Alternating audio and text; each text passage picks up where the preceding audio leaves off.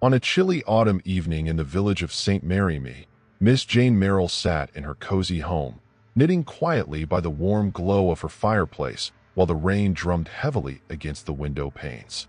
Her life was relatively peaceful, yet she was no stranger to the enigmatic. She understood that the tranquility of small villages could often be misleading. She set her teacup down on the small table beside her when the sudden ringing of the telephone shattered the evening's calm. Calmly lifting the receiver, she heard a tense female voice on the other end. "Miss Marple, this is Emily Franks. Please, I need your help. Something strange is happening in my house." The woman's voice trembled, as if she were trying to conceal her fear behind her words. "What is it, my dear?" Miss Marple asked gently, trying to soothe her. I can't say much over the phone. Can you come in the morning? There's something you need to see for yourself." Miss Marple felt a slight pang in her chest. She had long experience in recognizing true fear in a person's voice. And Emily Franks was genuinely terrified. "Of course, I will be there in the morning. Don't worry, my dear." She ended the call calmly, then sat for a moment, thinking. Emily Franks, she knew the name well. A woman in her mid-40s, widow of a man named Henry Franks, who had died 5 years ago under mysterious circumstances. Their home, known as Rosewood House, was one of the oldest in the village, standing at the edge of the woods, somewhat isolated from the rest of the village.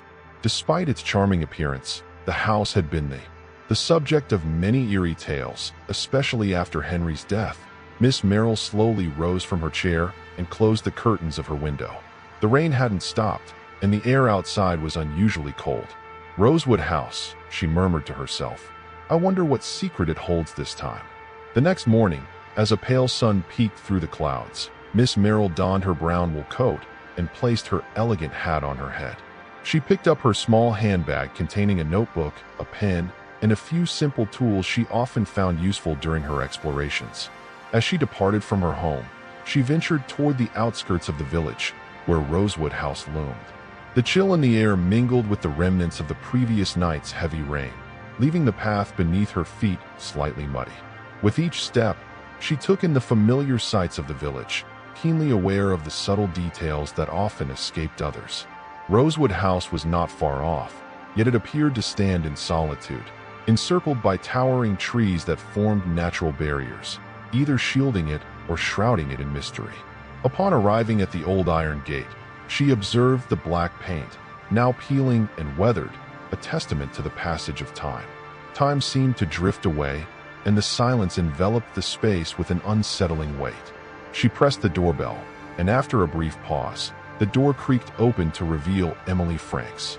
Slender and with neatly arranged brown hair, Emily's face appeared pale and weary, her eyes reflecting the lost gaze of someone deprived of sleep for days. "Miss Marple, thank you for coming," she said. Miss Marple returned a kind smile and stepped inside. "No need to thank me, my dear. Now, tell me everything." Emily guided her to the sitting room, which was furnished elegantly yet seemed untouched. Searching for antique furniture, an air of neglect lingered in the house, despite its occupants.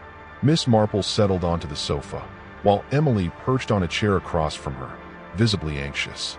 "Emily, what has been happening?" Miss Marple inquired with a calm demeanor. Emily inhaled deeply, her voice trembling as she began. "In the past few days, I've been hearing strange noises at night. Footsteps on the stairs, doors opening and closing on their own, objects shifting inexplicably. But that's not the scariest part." She paused, locking eyes with Miss Marple. Whispered, "This morning, I discovered the large mirror in my bedroom shattered, glass strewn across the floor. The unsettling part was a message scrawled on the glass with lipstick." Miss Marple raised an eyebrow, intrigued. Emily nodded slowly, her voice barely above a whisper, revealing the words, "Beware of the truth." Silence enveloped the room for a few moments before Miss Marple gently inquired, "Do you have any idea what this message could mean?" Emily hesitated, her voice trembling as she replied, I don't know, but I'm scared, Mississippi. Merrill, I sense that something or someone is attempting to communicate with me, perhaps even to warn me, and I find myself at a loss for what to do." Miss Merrill regarded the trembling woman before her, then spoke in a calm yet authoritative tone. "Emily, do not fret. We will uncover the truth together. Now, lead me to your room. I wish to examine the broken mirror myself. Chapter 2. Traces on the glass. Miss Marple rose quietly from her seat, her gaze fixed on Emily Franks, who remained seated, her eyes wide with concern. Very well, my dear. Show me the broken mirror. Emily hesitated for a moment, as if, filled with trepidation, she gradually rose and guided Marple down the lengthy corridor toward the upper floor. The wooden stairs creaked gently beneath their feet, heightening the sense of expectation.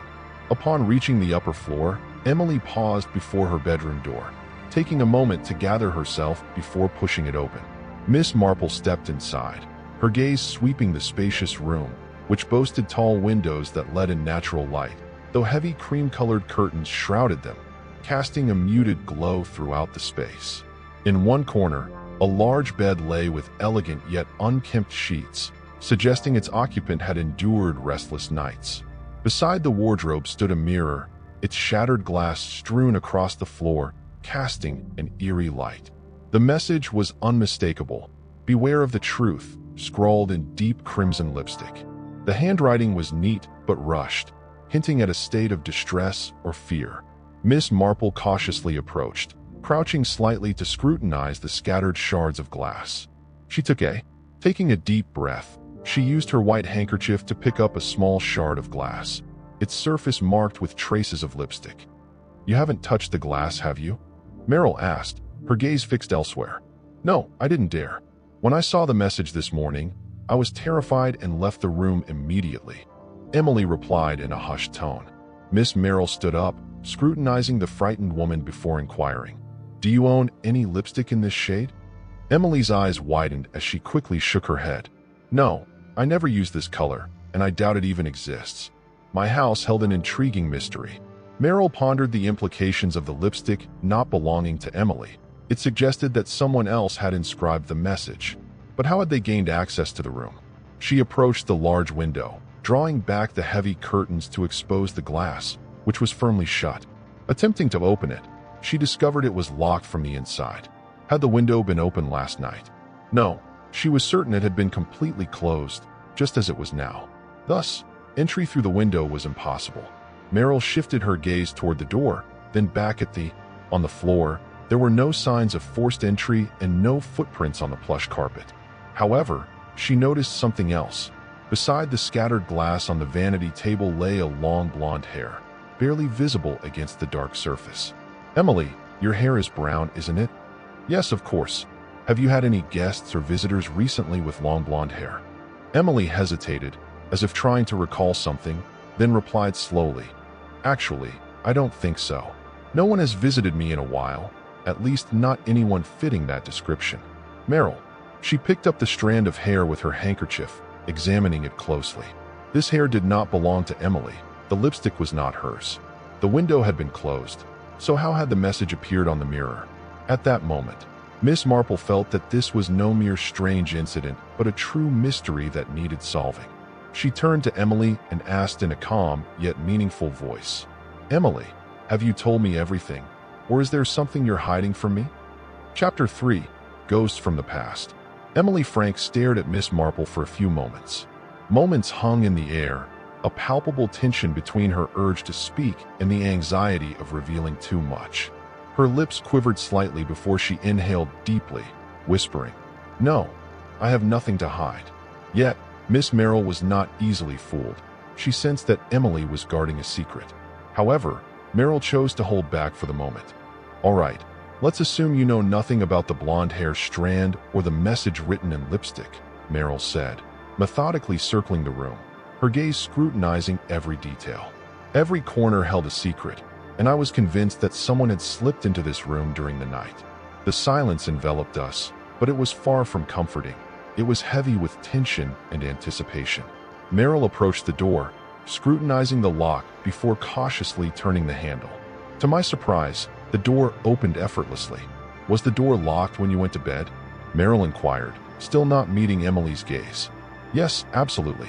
I locked it just as I do every night," Emily replied. Marple then stepped back into the room, scanning the surroundings with a wary eye. Once more, the window was securely closed, and the door showed no signs of being forced open. There were no indications of a break-in or unauthorized entry, suggesting that whoever had accessed this room possessed a key. "Emily, does anyone else have a key to this room?" Emily paused, her hesitation palpable before she replied, "No. I mean, there was a spare key, but it was lost years ago." Marple raised an intrigued eyebrow. "Lost? And who was the last person to use it?" Emily's gaze fell to the floor, as if she were sifting through her memories, before she spoke slowly. "My husband, Henry Franks." The mere mention of his name stirred a tide of murky recollections within her. In Miss Marple's mind, he had been a man of considerable wealth, marked by a certain arrogance and not particularly favored among the villagers, yet acknowledged for his influence and fortune. 5 years prior, Henry Franks had been discovered dead within these very walls. It was rumored that he had plummeted from the window of his study on the upper floor, his skull meeting the unforgiving stones of the garden below. The incident was deemed an accident, yet whispers among the villagers had lingered, casting doubt on the true events of that fateful night. Now, after 5 long years, peculiar occurrences had begun to unfold within the same house. "Emily, do you?" Emily's eyes widened in shock as she swallowed hard and asked, "What do you mean?" No, nothing of that sort," Marple replied with a small smile. "Ghosts don't break mirrors, they don't leave messages written in lipstick, and they certainly don't drop strands of blonde hair on dressing tables." Marple sat on a chair near the bed, lost in thought for a moment, then added, "I believe that old secrets don't stay buried forever, and the secret this message is trying to reveal may have something to do with what happened." At that moment, a knock echoed through the house. Emily glanced at Marple, her expression a mix of curiosity and concern, before making her way downstairs with urgency. Marple trailed behind, taking in every detail of the surroundings with a careful eye. When Emily opened the door, she was met by a tall man in his mid-40s, his neatly combed blonde hair framing sharp features. Dressed in a dark, elegant coat, he exuded an air of someone who had long been absent from the village. "Emily," he began, his voice steady yet laced with an intriguing undertone, "I never expected to return here one day." There was an unsettling quality to the moment. Emily stared at him, her expression one of disbelief, as if she had encountered a specter from her past. Julian gasped, her hand instinctively covering her mouth, while Miss Marple observed the unfolding drama with keen interest. "Yes, I have finally returned," the man declared, a faint smile playing on his lips. "I believe it's time we uncovered the truth, isn't it?" Miss Marple felt a surge of certainty. This man was the key to unraveling the enigma surrounding the broken mirror. Chapter 4. A Man from the Past. Emily Franks stood at the threshold, her eyes wide with astonishment, while Julian, the blonde-haired man, gazed at her with intensity. A mysterious expression crossed her face. She had never anticipated encountering him again, especially after all these years. Miss Marple, quietly observing the scene, noted the deep tension that enveloped Emily the moment she laid eyes on this man. He was no ordinary visitor. His presence bore the heavy burden of the past. "Will you let me in, Emily? I believe we have much to discuss." Emily hesitated for a moment, then stepped back and gestured for him to enter. Julian stepped inside, removing his hat as he surveyed the room, as if reclaiming memories of the place. It hadn't. Much has remained unchanged despite the years that have gone by. Emily closed the door, then turned to him and spoke softly. "I never thought you'd come back." Julian smirked coolly and replied, "Neither did I, but some things can't be ignored." Miss Marple, never one to miss an opportunity, sat calmly on the couch and inquired, "Isn't it the man?" Julian looked at her with curiosity, then smiled slightly. "Yes, but it seems you know more about me than I know about you, Miss Marple."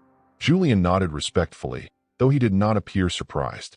"Ah, so you're the renowned investigator of St. Mary, or so they say," Marple replied with a subtle smile, before adding, "But what intrigues me now is the reason for your unexpected arrival here tonight." Julian settled into the chair across from her, pulling a cigarette from his pocket but not lighting it, merely rolling it between his fingers as if attempting to gather his thoughts.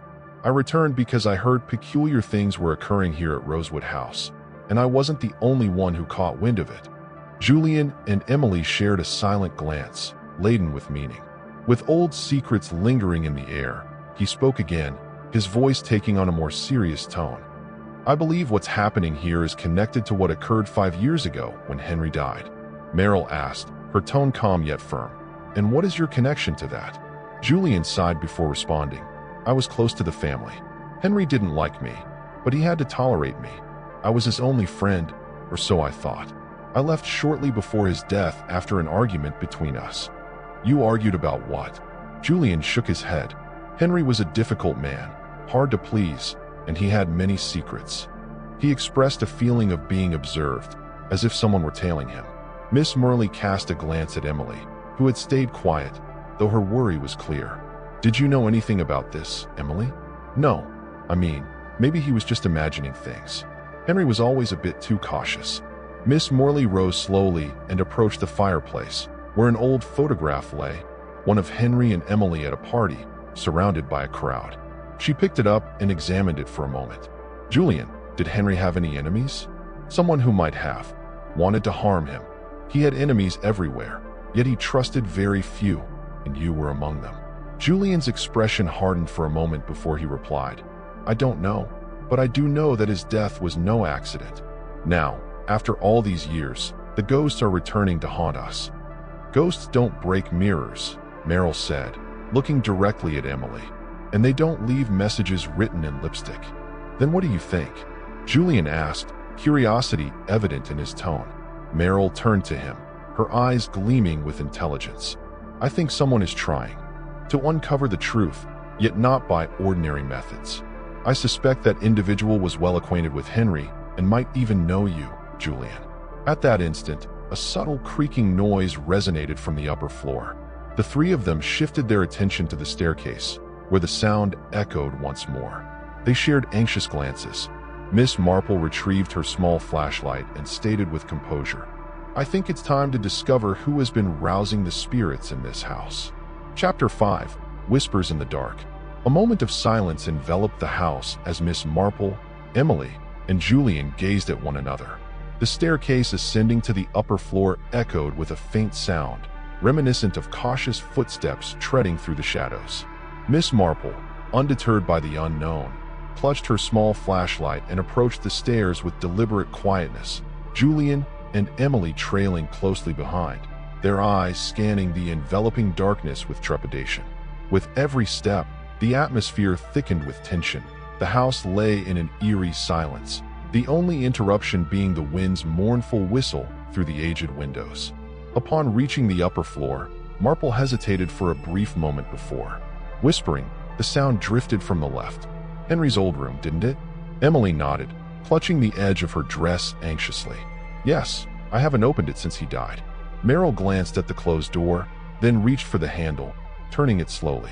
It wasn't locked, but it creaked softly as it opened, revealing a dark room where only a sliver of moonlight seeped through the heavy curtains. Inside, chaos reigned. The desk had been overturned, papers scattered across the floor as if someone had been searching for something. In the corner stood another old mirror. Unlike the first, it remained completely intact. Yet, on its surface, a single handprint lay visible, shrouded in dust. Marple stepped forward slowly, scanning the room with keen eyes. Something felt amiss, as if someone had just departed moments before. Emily, does anyone else live in the house with you? Marple inquired.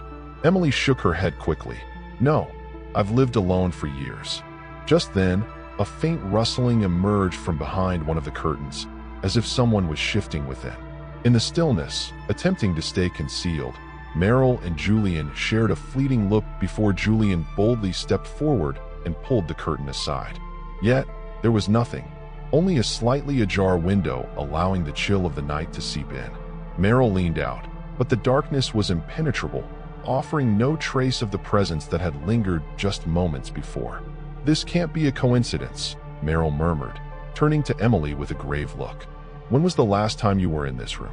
Emily, visibly shaken, replied, As I mentioned, It had been a long time since she stepped into this place, not since Henry's passing.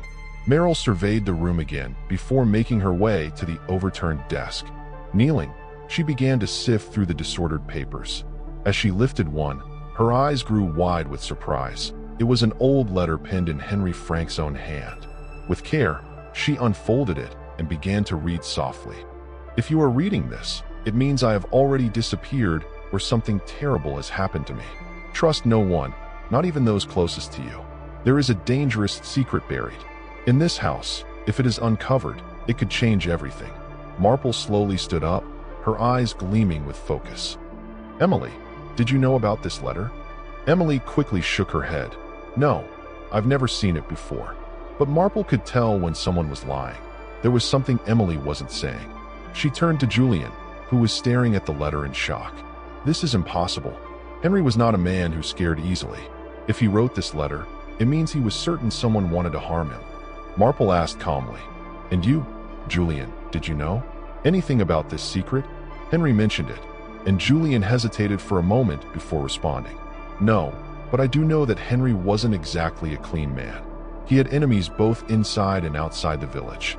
Marple looked at the letter again, murmuring that everything suggests Henry knew something important, something that might have led to his death.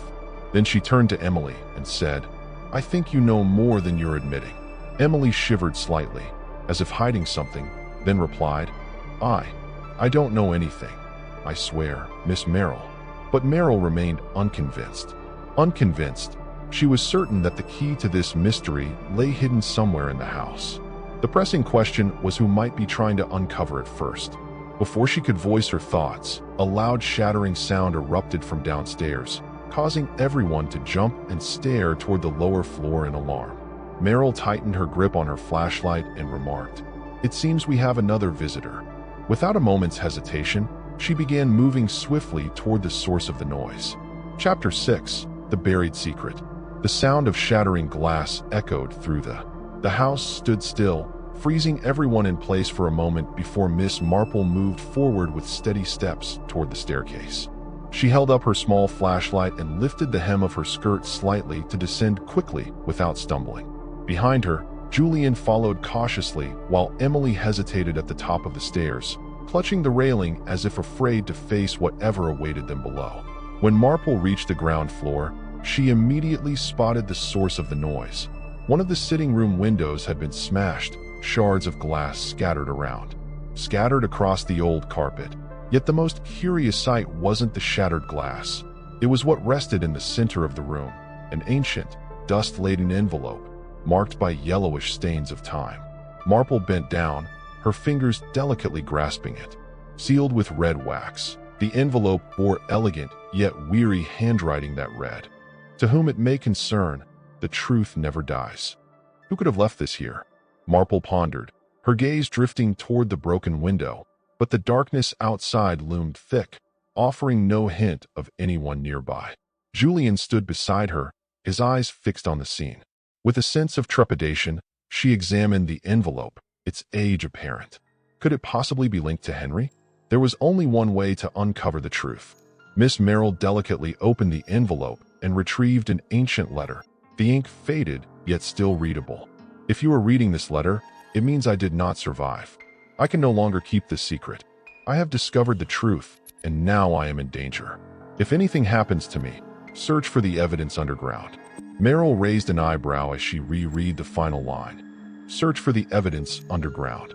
She cast a glance at Julian, who looked unsettled. What does that mean, underground? Could Henry have been referring to the cellar? The cellar, Emily gasped from the staircase. "I haven't set foot in that place since his death. Henry always kept his private belongings there." Marple and Julian exchanged a meaningful look. If a secret was buried, chances were it was hidden in the cellar. "Well, it looks like we're about to take a trip into the past," Marple said, slipping the letter into her pocket. "Let's see what Henry was hiding down there." The cellar was dark and damp, carrying the scent of. Amidst the aged wood and dust, Miss Marple carefully descended the stone steps, her small flashlight casting a narrow beam as Julian and Emily trailed behind, their steps tentative. The area was a jumble of old crates and shelves brimming with tattered books. Yet one particular feature drew Marple's gaze, a stone slab in the center of the floor, distinct from its surroundings. "This is the spot," Marple murmured, turning to Julian. "Help me lift this stone." Julian crouched, positioning his hands beneath the slab, and with a slow, deliberate effort, he began to raise it, revealing what lay beneath. A dark opening was revealed, and a small wooden box lay buried beneath. Marple reached down and pulled the box from the hole. It was slightly heavy, made of dark wood and fitted with a rusty little lock. "A key," Emily muttered. "I don't know where the key is." But Marple didn't need one. She pulled a small pin from her hat, inserted it into the lock, and twisted it skillfully until they heard a soft click. Then the box opened. Inside, there was a bundle of papers and another letter. Marple picked up the first document and began reading in a low voice. "I, Henry Franks, I leave this letter as my final testimony. I have made a terrible mistake, a secret that no one may ever forgive. Years ago, I deceived someone close to me and took something that was never mine. Now that person has returned to reclaim what belongs to them, and I know I will soon pay the price." Marple slowly raised her head, then turned to Emily and asked, "Do you know what this is about?" But before Emily could answer, a loud scream erupted from the upper floor. Everyone froze in place, Emily's heartbeat accelerating with fear. Marple glanced up at the dark staircase and softly said, "I believe we have another visitor in the house." Chapter 7. Confrontation in the Shadows. The echo of the scream reverberated through Rosewood House, leaving everyone momentarily paralyzed. Miss Marple raised her flashlight, inhaled deeply, and began her ascent up the stairs with deliberate steps. Julian and Emily trailed behind, their apprehension overshadowed by curiosity. Upon reaching the hallway that led to the sitting room, Marple observed something unusual. The window, once a mere frame for a letter, now stood wide open, suggesting a hasty entrance or exit. Marple approached cautiously, peering into the garden cloaked in darkness, where the moonlight unveiled a fleeting shadow darting between the trees. "Someone is running away," Julia exclaimed, not pausing for permission as she sprinted out of the house and into the garden. Meanwhile, Marple lingered indoors, meticulously scanning the room for any trace left by the enigmatic visitor. Behind the table beside the window, she noticed something unusual, a half-filled glass with the imprint of red lips on its rim. Marple stared at the glass, then turned to Emily, who stood at the door with her hands clasped nervously. "Emily, did you drink from this glass?" Emily shook her head quickly. "No, I didn't leave anything here." Marple picked up the glass, examining the lipstick mark, and murmured, "Then our unexpected guest was a woman." At that moment, Julian returned, breathless, wiping the sweat from his brow. "She's gone. It's like she vanished into thin air," yet Mar appeared untroubled. Instead, she was lost in contemplation. "I suspect our visitor was not a man, but a woman, perhaps the very same one who inscribed the message on the mirror." Emily's expression stiffened at those words, and she whispered anxiously, "But who could it be?" Marple studied her intently before responding slowly. "I have a theory, but I need to verify it." "Miss Marple, what do you mean?" Julian inquired.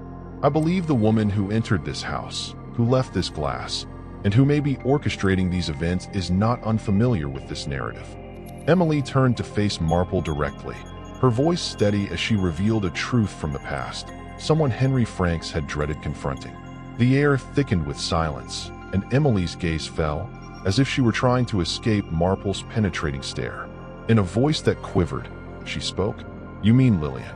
The name hung in the air, a mere whisper that had echoed through St. Mary for years. The enigmatic figure who had disappeared following Henry Frank's death, the one said to have shared a connection with him before his marriage to Emily.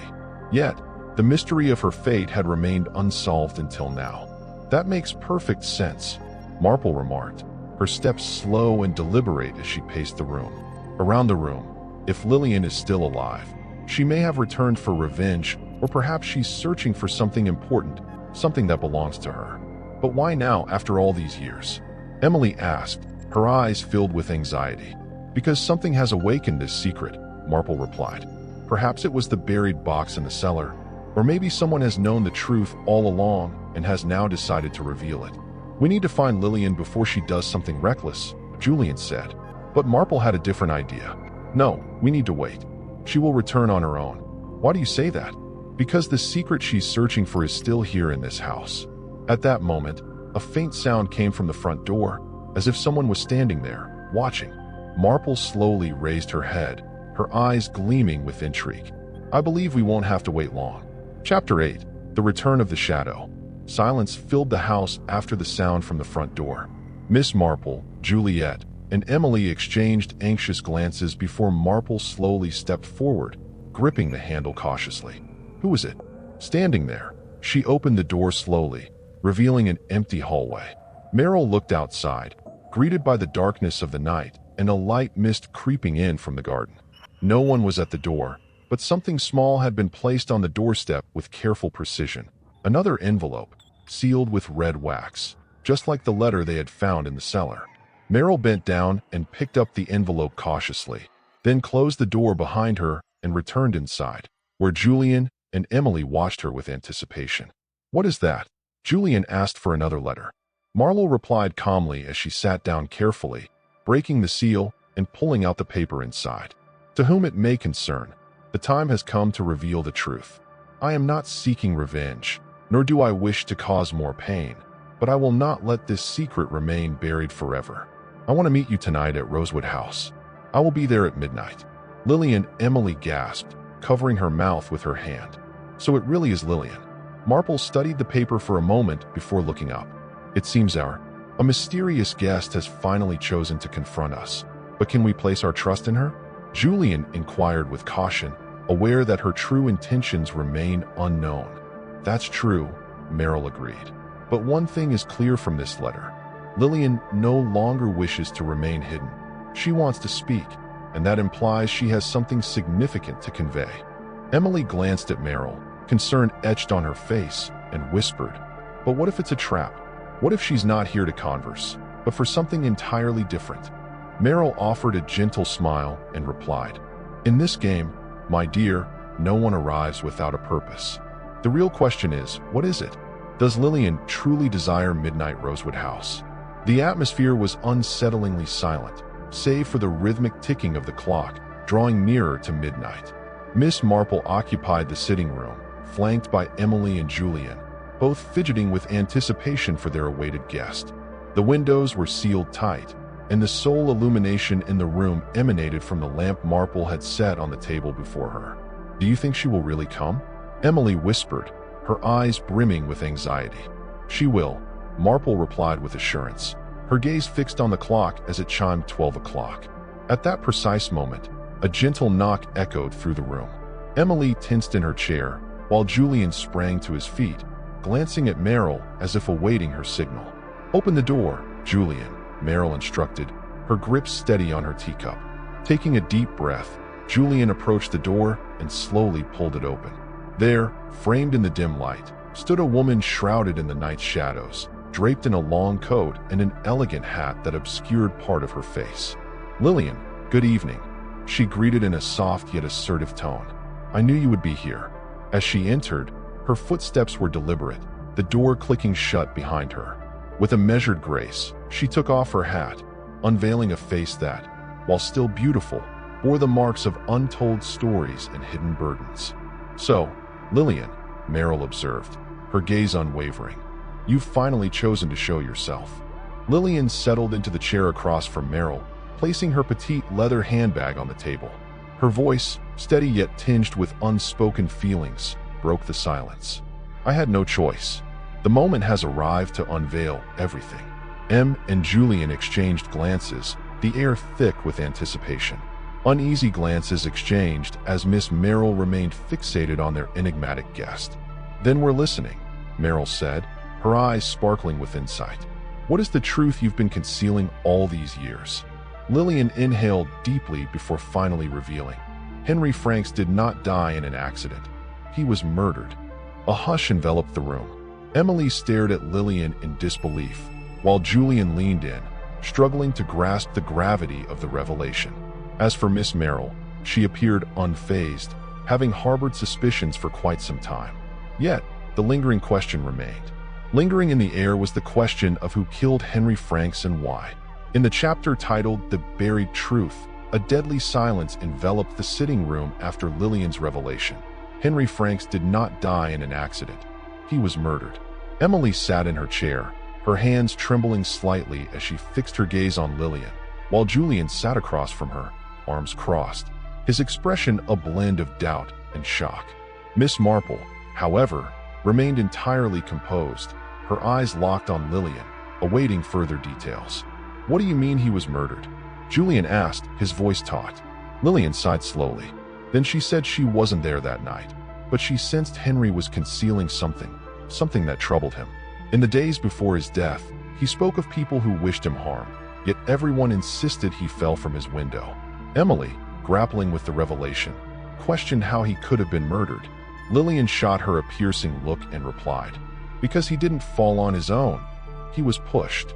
Marple and Julian shared a significant glance before Marple inquired, "And do you have any proof of this?" Lillian nodded slowly, then opened her leather handbag and pulled out an old envelope, reminiscent of the ones they had encountered before. This was the proof. Miss Marple took the envelope, opened it cautiously, and extracted an old piece of paper, inscribed in shaky handwriting.